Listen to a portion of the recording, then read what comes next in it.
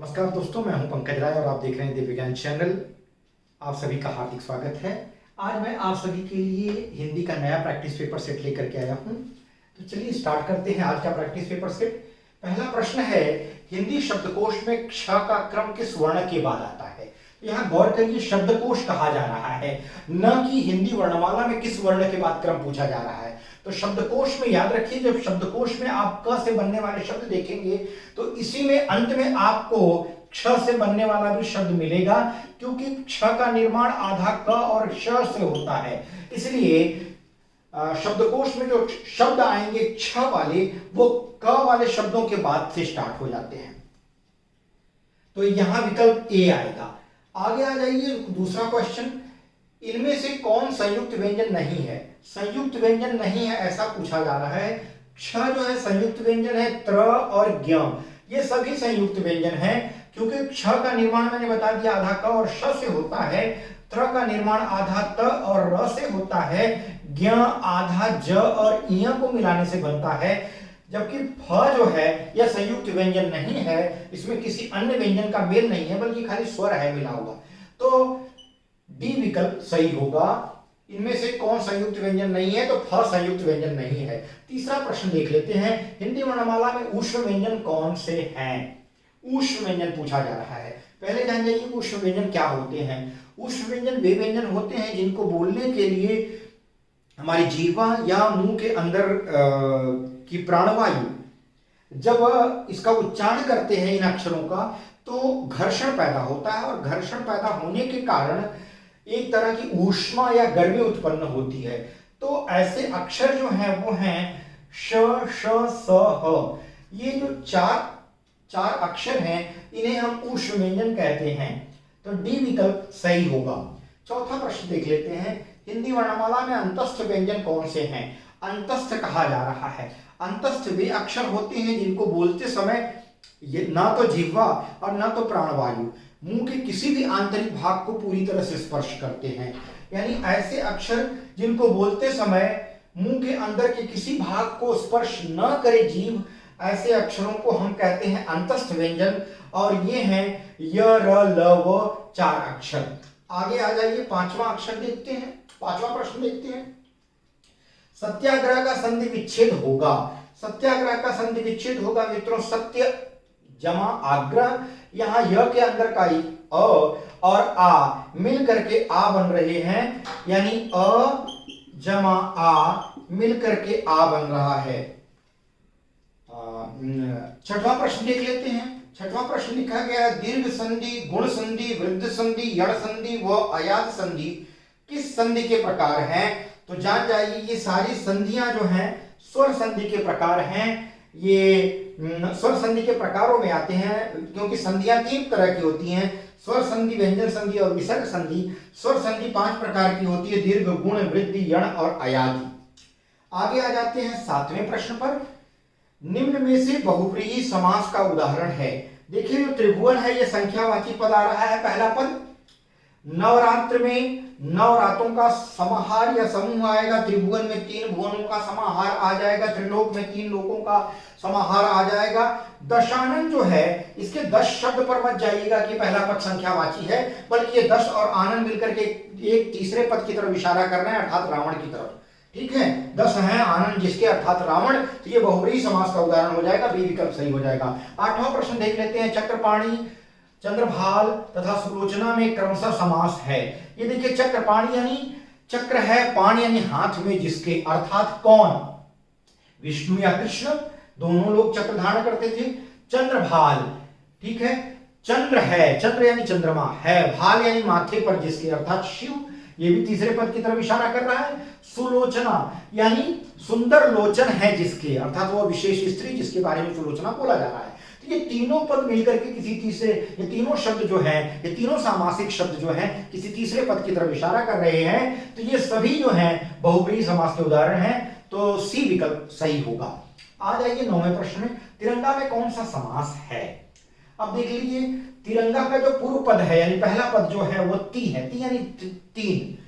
ठीक है, अब ये संख्यावाची है, तो संख्यावाची ऐसा समास जिसका पूर्व पद संख्यावाची होता है उसे हम कौन सा समास कहते हैं? द्विगु समास। तो बी विकल्प सही होगा।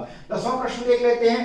धीरे धीरे का समास है। धीरे धीरे आप जानते हैं कि क्रिया विशेषण शब्द है और क्रिया विशेषण अव्यय में आता है, तो इस हिसाब से ऐसा समास जिसका समस्त पद भी अव्यय होता है वो अव्ययी भाव समास कहलाता है। तो धीरे धीरे जो है वो अव्यय है और अव्यय होने के कारण यह अव्ययी भाव कहा जाएगा। यहाँ धीरे और धीरे के बीच में जो ये योजक चिन्ह लगा है, इसके हिसाब से ये मत समझिएगा कि ये द्वंद्व समास का उदाहरण है। धीरे और धीरे लिख देंगे तो ना, तो ये द्वंद्व समास नहीं है। यहाँ पर कोई पद यानी पूर्व पद या उत्तर पद विशेषण और विशेष नहीं है, इसलिए ये कर्मधारय समास ना है। कर्मधारय समास भी नहीं होगा, न तो ये उपमेय और उपमान है, तो यहाँ कर्मधारय समास होने का कोई चांस भी नहीं है। द्विगु समास, यहाँ पूर्व पद संख्यावाची नहीं है तो द्विगु समास नहीं हो सकता। तो बचा क्या? अव्ययी भाव, क्योंकि ये अव्यय है भी। ठीक है, राम धीरे धीरे चलता है, मोहन धीरे धीरे चलता है, सीता धीरे धीरे चलेगी, सुरेश धीरे धीरे चलता है। तो किसी भी तरह का आप वाक्य बना लीजिए, धीरे धीरे शब्द में कोई परिवर्तन नहीं होगा, न तो लिंग बदलने पर, न वचन बदलने पर, न कारक बदलने पर, न काल बदलने पर। इसीलिए धीरे धीरे जो है वो हो जाएगा अव्यय, और यही कारण है इसको अव्ययी भाव में रखेंगे। राजपुत्र, राजपुत्र में देखिए राज को उतना इंपॉर्टेंस नहीं दिया जा रहा है जितना पुत्र को। राजपुत्र यानी राजा का पुत्र। ठीक है, तो इस हिसाब से तत्पुरुष समास होगा। कौन सा तत्पुरुष समास? संबंध तत्पुरुष समास। तत्पुरुष समास में भी प्रकार होते हैं, मेरी समास वाली वीडियो आप देख लीजिएगा। तत्पुरुष समास आप पर्सनली इंडिविजुअली आप ढूंढना चाहते हैं या सेपरेटली आप ढूंढना चाहते हैं तत्पुरुष समास, तो लिखिए तत्पुरुष समास बाय दिव्यज्ञान या बाय पंकज सर, आपको मिल जाएगी वो वीडियो। आगे आ जाइए 12वां प्रश्न पर। किस समास में पहला पद संख्यावाचक होता है? कौन सा ऐसा समास है जिसका पहला पद संख्यावाची होता है? और मैंने अभी थोड़ी देर पहले बताया द्विगु समास एक ऐसा समास होता है जिसका पूर्व पद संख्यावाची होता है। 13वां प्रश्न देख लेते हैं मित्रों। उपसर्ग का प्रयोग होता है। उपसर्ग का प्रयोग कब होता है? शब्द के आदि में, शब्द के मध्य में, शब्द के अंत में, या इसमें से कोई नहीं तो शब्द के आदि यानी शुरुआत में होता है। 14वां प्रश्न, इनमें से क्या उपसर्ग नहीं है? तो इका जो है वो उपसर्ग नहीं है, बाकी प्रति, चिर और अ ये सभी उपसर्ग हैं। तो चलिए आगे के कुछ प्रश्न देख लेते हैं। 15वां प्रश्न देखते हैं। यहां लिखा गया है बहिर्मुखी शब्द में कौन सा उपसर्ग है? बहिर्मुखी में बहि नहीं है, क्योंकि मुखी मूल शब्द है और उसमें उपसर्ग पूछा जा रहा है यानी शब्दांश पूछा जा रहा है, तो ये आधा र बच रहा है। मुखी मूल शब्द है। मुखी क्या है? मूल शब्द है, और इसमें हमें वो शब्दांश ढूंढना है जो इसके आगे जुड़ा हुआ है। तो बही नहीं है, बहिर पूरा र तो है नहीं क्योंकि ये आधा र आ रहा है, बहिस होने का कोई सवाल ही नहीं है। तो ये तीनों नहीं है, बल्कि क्या है? बहिर र आधा है। ठीक है, बी विकल्प सही होगा। 16वां देख लेते हैं। कहावत शब्द में प्रयुक्त प्रत्यय है। कहावत में जो है आवत जो है वो है प्रत्यय प्रयुक्त है। कह क्या है? कह क्रिया का धातु रूप है और क्रिया के अंत में ये आवत प्रत्यय लगा है, जिसकी वजह से ये कृतंत प्रत्यय बनेगा। तो हम कह सकते हैं कि कहावत शब्द में प्रयुक्त प्रत्यय जो है वो आवत है। डी विकल्प सही है। 17वां प्रश्न देख लेते हैं। किस विकल्प में सभी शब्द व्यक्तिवाचक संज्ञाएं हैं? व्यक्तिवाचक संज्ञा पूछा जा रहा है मित्रों, गौर करिए। राम किसी विशेष व्यक्ति का नाम है, राम व्यक्तिवाचक है। रामचरितमानस विशेष पुस्तक का नाम है, व्यक्तिवाचक है। गंगा विशेष नदी का नाम या किसी स्त्री का नाम या लड़की का नाम भी हो सकता है, तो विशेष नाम है ये, तो ये विकल्प सही होगा। यहां देख लीजिए कृष्ण और कामायनी तो है, पर मिठास जो है वो ये जो मिठास है वो तो संज्ञा हो गई। ठीक है, और वो कौन सी संज्ञा हो गई? भाववाचक संज्ञा हो गई। आगे देख लेते हैं। सी में लखनऊ, ठीक है। आम एक क्षण के लिए मान लेते हैं, आजकल आम में भी बड़ी वैरायटी हो गई है, तो आम भी अगर व्यक्तिवाचक मान लेते हैं। लखनऊ विशेष स्थान का नाम है, विशेष शहर का नाम है, मान लेते हैं व्यक्तिवाचक। लेकिन बुढ़ापा जो है ये भाववाचक संज्ञा है, इसलिए ये भी नहीं होगा, ये बी विकल्प भी नहीं होगा। यहां देख लीजिए ममता, वकील और पुस्तक। वकील जो है वो जातिवाचक संज्ञा में आता है, तो डी भी नहीं होगा। तो व्यक्तिवाचक संज्ञाएं कौन से विकल्प में है? ए विकल्प में है, ए विकल्प सही होगा। 18वां प्रश्न देख लेते हैं। राम ने खाना खाया होगा में कौन सा काल है? अब देख लीजिए, राम ने खाना खाया होगा, ये संभावना जाहिर की जा रही है, संदिग्धता जाहिर की जा रही है, स्पष्ट रूप से नहीं कहा जा रहा है कि राम ने खाना खा लिया या नहीं। तो ऐसे समय पर यहां होगा संदिग्ध भूतकाल, क्योंकि इसका काल जो है यानी काम पास्ट में यानी बीते हुए समय में हो चुका है, लेकिन ये कंफर्म नहीं है कि हुआ है कि नहीं हुआ है। ऐसे काल को हम संदिग्ध भूतकाल कहते हैं। बी विकल्प सही होगा। 19वां प्रश्न देख लेते हैं। हथियाना में कौन सी क्रिया है? अब देख लीजिए, हथियाना में अगर हम देखें तो यहाँ प्रेरणार्थक क्रिया नहीं है, कि संयुक्त क्रिया भी नहीं है। अनुकरणात्मक क्रिया तब होती है जैसे घंटा घनघना रहा था, ठीक है, तो घनघना रहा था, जहां एक ही ध्वनि या ध्वन्यात्मक शब्द का रिपीटेशन होता है, ऐसी क्रियाएं जो है अनुकरणात्मक क्रिया में आती हैं। अब आ जाइए नाम धातु क्रिया। नाम धातु क्रिया में क्या होता है, संज्ञा या विशेषण से बने हुए ऐसे शब्द जो संज्ञा और विशेषण से जब क्रियाएं बनती हैं तो नाम धातु क्रियाएं कहलाती हैं। और यहाँ देखिए हाथ से हथियाना बना है, इसलिए ये जो है नाम धातु क्रिया होगी। आगे आ जाइए 20वां।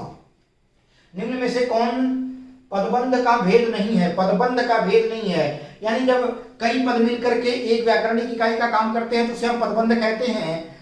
अब इसमें होता है संज्ञा, सर्वनाम, क्रिया विशेषण और क्रिया विशेषण पदबंध होते हैं, कुल मिलाकर के 5।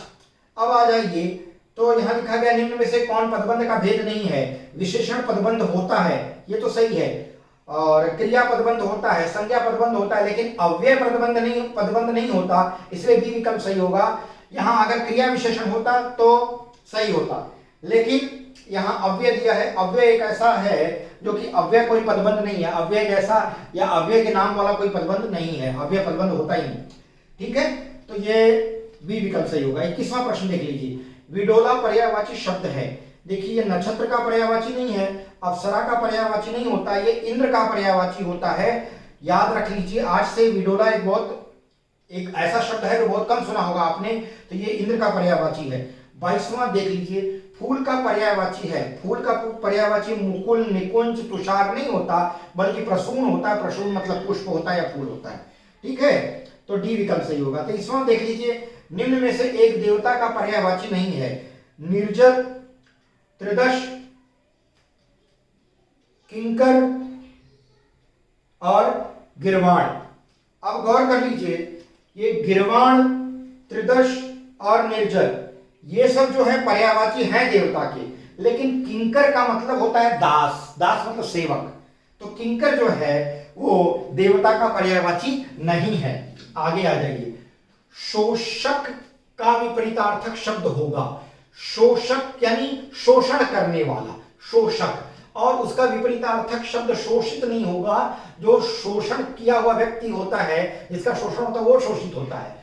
पोषक, ये स्पेलिंग गलत है, यहाँ ये वाला श होना चाहिए, बी विकल्प सही है। और ये शोषण, शोषक का शोषण नहीं होगा, तो इसका विपरीतार्थक यानी विलोम शब्द शोषक का पोषक होगा, यानी शोषण करने की जगह उसका पोषण करना, ठीक है। आगे आ जाइए 25वां। प्रसारण का विलोम शब्द है। प्रसारण मतलब फैलाना।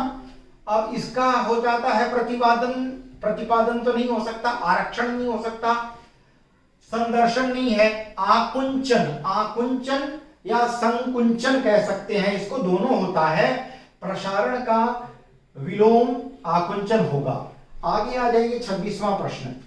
सकल और शकल का अर्थ क्या होता है? अब यहां देखिए, जो ये सकल लिखा है इसका मतलब होता है संपूर्ण, ठीक है, और ये शकल का मतलब होता है अंश, तो संपूर्ण और अंश, ये सी विकल्प जो है वो सही होगा। सकल का मतलब संपूर्ण होता है। यहां लिखा गया कला, ये गलत है। यहां लिखा है सन, ये गलत है। यहां लिखा है सबल, ये गलत है। तो पहला ही विकल्प गलत है, पहला ही शब्द गलत है, इसलिए सकल और शकल मिल रहा है, ये दोनों का अर्थ सी विकल्प में। सकल का मतलब संपूर्ण और शकल का मतलब अंश होता है। 27वां प्रश्न देखते हैं मित्रों। जिसके हृदय में ममता नहीं है। जिसके हृदय में ममता नहीं है, गौर करिएगा, ये बहुत कंफ्यूज करने वाला प्रश्न है, और इसके विकल्प में भी गौर करिए। जिसके हृदय में ममता नहीं है, निर्मम, निर्दय उसको कहते हैं जिसके हृदय में दया नहीं होती, और यहां ममता की बात की जा रही है, तो ये गलत हो गया। निर्भय यानी जिसके मन में भय ना हो, वो निर्भय होता है, यहां ममता की बात की जा रही है। निर्हृदय यानी जो हृदय वाला ना हो, ठीक है। अब बात आती है कि फिर ममता नहीं है, ऐसा विकल्प कौन सा है? तो निर्मम है, ठीक है। निर्मम यानी बिना ममता के, यानी जिसके हृदय में ममता नहीं है, निर्मम होगा, ए विकल्प सही होगा। 28वां प्रश्न देख लेते हैं। कृश का विलोम होगा।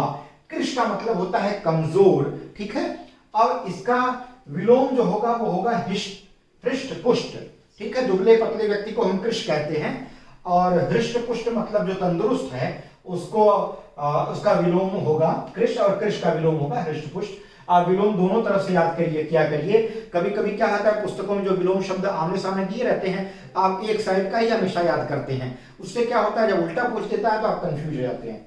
29वां प्रश्न देख लीजिए, जीने की इच्छा वाक्यांश के लिए शब्द होगा जिजीविषा होता है जिसके अंदर जीने की इच्छा रहती है, ठीक है। जिज्ञासु, पिपासु और जिगीषु ये सब नहीं होते, ये तीनों विकल्प गलत है। 30वां प्रश्न और अंतिम प्रश्न है इस क्वेश्चन पेपर सेट का, शुद्ध वर्तनी का चयन कीजिए। कवि इत्री नहीं होता। अब कवि के हिसाब से लोग सोच लेते हैं कि कवि की स्पेलिंग होती है तो उसमें इत्री लगा देते हैं, वो गलत हो जाता है। इसी तरह से कवियत्री कर देते हैं, यहां भी कवि की स्पेलिंग सोच लेते हैं या तो यत्री कर लेते हैं, कभी कभी ये स्पेलिंग या ये स्पेलिंग कर लेते हैं।